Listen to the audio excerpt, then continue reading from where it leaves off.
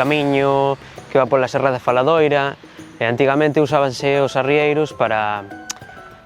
transportar mercancía. Os arrieiros é unha persoa que transporta mercancías dun lado a outro, entonces chámase o camiño dos arrieiros por eso, polos propios arrieiros que usaban este camiño para chegar ao porto de Bares e transportar mercancía tanto de Bares para o interior de España como do interior de España hacia o norte de Galicia, non?